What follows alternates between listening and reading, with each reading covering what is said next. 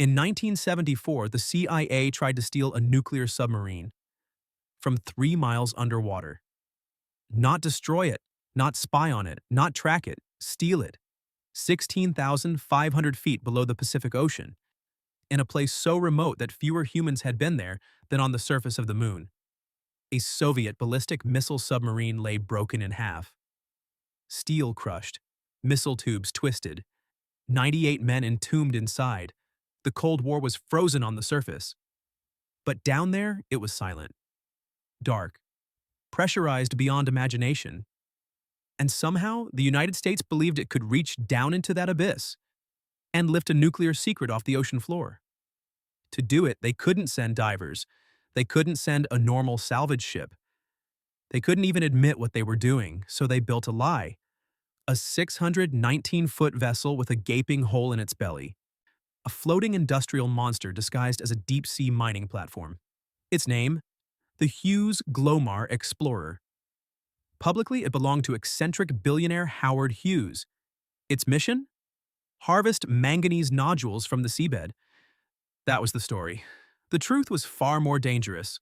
Hidden inside the ship was a massive mechanical claw, a device never tested at that depth, designed to grab a 2,000-ton wreck and lift it 3 vertical miles through crushing pressure and violent currents. One mechanical failure, and the entire operation would collapse.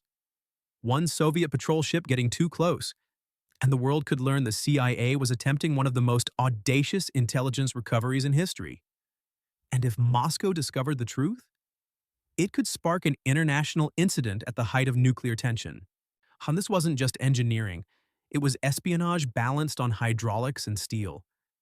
A mission so secret that even within the CIA, only a handful of people knew its true objective. They called it Project Azorian. For years it remained buried, classified, denied, whispered about. But the story of how America tried to steal a Soviet nuclear submarine from the bottom of the ocean is more unbelievable than fiction, because it almost worked. February 24, 1968. In the frozen gray dawn of the Kamchatka Peninsula, a diesel-electric ballistic missile submarine prepares to leave port. Her designation, Soviet submarine K-129. To the Soviet Navy, she is Project 629A. To NATO, she is Golf II class. To her crew, she is home. 98 men file aboard, engineers, missile specialists, sonar operators, young conscripts barely in their 20s. I'm commanding them is Captain First Rank Vladimir Kobzar, a career submariner trusted with nuclear weapons. Below deck, 3 R-21 ballistic missiles sit armed in their tubes, each capable of delivering a nuclear warhead hundreds of miles away. This is not a training exercise. It is a 70-day combat patrol. The Cold War in 1968 is brittle. Vietnam is escalating. Nuclear parity is tightening. Every patrol matters. K-129 slips beneath the surface and begins her transit eastward across the Pacific. She performs a test dive. She reports in once. Then she heads toward her patrol box northwest of Hawaii. Radio silence follows, as expected. Days pass. On March 8th, American underwater listening arrays detect something unusual. Deep in the Pacific, 2 violent acoustic events ripple through the ocean. And the first shockwave suggests an internal explosion. The second, a structural collapse. To trained analysts, it sounds like a submarine dying. At approximately 40 degrees north, 179 degrees east, nearly 1,500 nautical miles from Hawaii, something catastrophic has occurred. Inside K-129, we can only imagine the sequence. A possible snorkel valve failure allows water to flood the diesel compartments. Battery gases ignite. Or perhaps a missile malfunction triggers a chain reaction. The explosion rips through the aft section, steel bulkheads rupture, compartments flood in seconds. The submarine breaks apart, the aft half sinks first, 1,500 tons vanishing into darkness. Moments later, the forward section loses structural integrity. At 16,500 feet, the pressure is over 7,000 pounds per square inch. The hull collapses violently. Inside, there is no time. No distress call, no final message. 98 men are gone. Back in the Soviet Union, something feels wrong. K-129 misses a scheduled check-in. Then another. The Pacific Fleet initiates search procedures. Aircraft sweep the ocean. Surface vessels comb thousands of square miles. Submarines deploy to listen for emergency beacons. Nothing. No oil slick, no debris, no signal buoy. For weeks, Moscow searches. Officially, no announcement is made. Privately, the Navy fears the worst. By April 1968, the operation is quietly scaled back. The conclusion is grim but unavoidable. K-129 has been lost with all hands. Families are told little.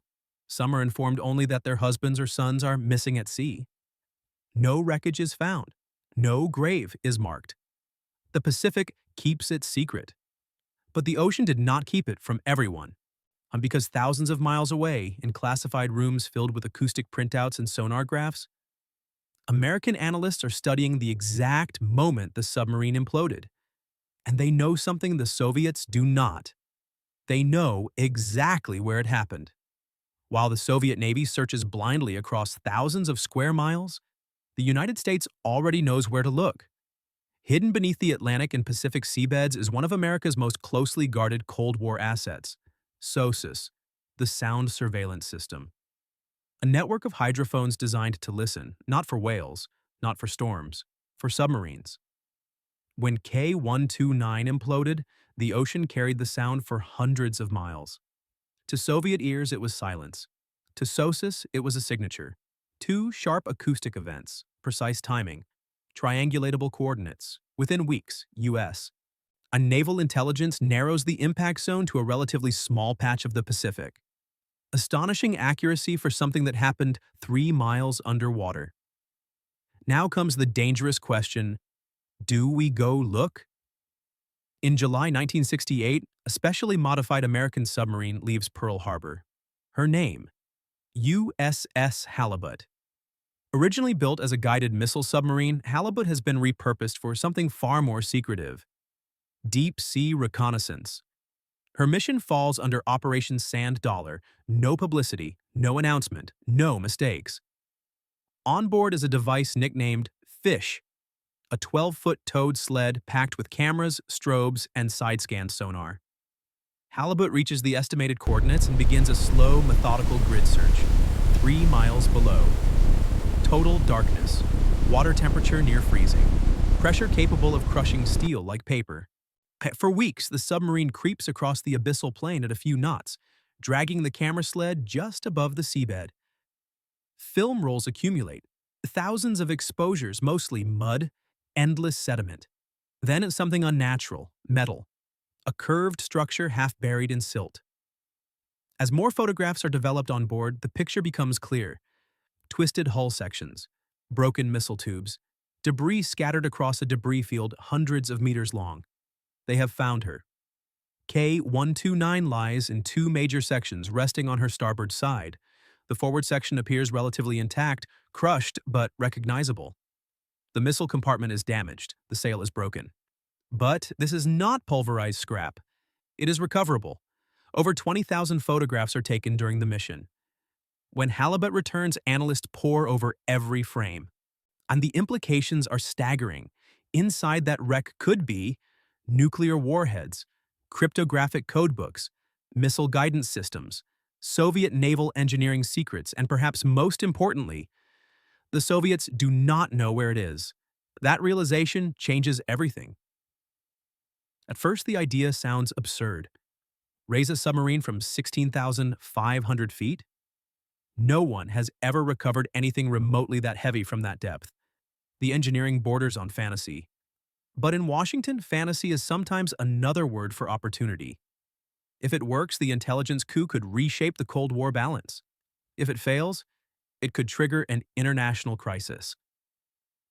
By late 1968, the concept is circulating at the highest levels of U.S. government. It will take years of debate, billions in today's dollars, and one of the most elaborate cover stories ever conceived. But the seed has been planted. The United States is about to attempt something that has never been done in human history. Not to explore, not to rescue, but to steal. By 1969, the photographs from Halibut have reached the highest levels of government. The question is no longer, can we find it? It is, can we raise it? The proposal is breathtaking in ambition. Lift a 2,000-ton nuclear submarine from 16,500 feet, nearly 3 vertical miles, without the Soviets discovering the attempt. The idea moves through a maze of classified briefings. Defense Secretary Melvin Laird reviews it. National Security Advisor Henry Kissinger studies the intelligence implications. Ultimately, the decision lands on the desk of President Richard Nixon. Nixon approves. The CIA is placed in charge. How the project receives a bland, forgettable name, Project Azorian. Within internal compartments, it is further disguised under the security channel Jennifer. Only a few dozen people will know the full truth. To hide a ship capable of lifting a submarine, you need a story big enough to make the ship believable. Enter billionaire industrialist Howard Hughes. Hughes is eccentric, secretive, known for strange ventures. The CIA approaches him with a proposition. Publicly announce a revolutionary deep-sea mining operation to harvest manganese nodules, potato-sized mineral lumps scattered across the ocean floor. It sounds futuristic, experimental, plausible, and expensive. Perfect. In reality, the nodules are a prop. The mining story is camouflage. Construction begins in 1972 at Sun Shipbuilding in Pennsylvania, and the vessel that emerges is unlike anything ever built. The Hughes Glomar Explorer, 619 feet long, 63,000 tons, built around a massive central opening, like a moon pool, hidden inside the hull. From the outside, it looks like a commercial mining platform. From the inside, it is a covert salvage machine. The moon pool allows engineers to lower and raise equipment completely shielded from satellite cameras or passing ships. Even if Soviet trawlers approach, they will see nothing. At the heart of the system is the capture vehicle, nicknamed Clementine. A massive mechanical claw reinforced with high-strength steel beams. Its job, descend to the seabed, embed itself around the wreckage, and grip a section of K-129 firmly enough to lift it intact. No human has ever attempted a lift at this depth. The pressure is over 7,000 pounds per square inch. Temperatures hover just above freezing. Metal behaves differently in those conditions. To reach the wreck, engineers design a pipe string system, a 3-mile column of 30-foot steel pipe sections. Each piece must be screwed together one at a time, lowered slowly through the moon pool. Under full load, the pipe will stretch nearly 45 feet due to tension. If a single joint fails, the entire system could collapse. The engineering challenge alone rivals the Apollo program, but this is happening in secret. In June 1974, the Glomar Explorer leaves port. Officially, it is headed for a mining test. Unofficially, it is sailing toward one of the most sensitive Cold War sites imaginable. When the ship reaches the coordinates on July 4, 1974, tension is immediate. Soviet intelligence vessels patrol the Pacific. One, designated SB-10, approaches and lingers. For days, it circles, watching, waiting. Onboard Glomar operations continue calmly. Crew members are compartmentalized. Many believe they are genuinely testing mining equipment. Below deck, the real mission begins. Pipe sections are lowered, one by one. Hours turn into days. The string descends slowly toward the abyss. 3 miles down, Clementine reaches the wreck. Water jets fire, embedding stabilizing structures into the seabed. Cameras confirm visual contact. Twisted hull, crushed missile tubes. The forward section appears intact enough to lift. Orders are given. Engage the claw. Clementine closes around approximately 138 feet of the submarine's bow section. The grip appears solid.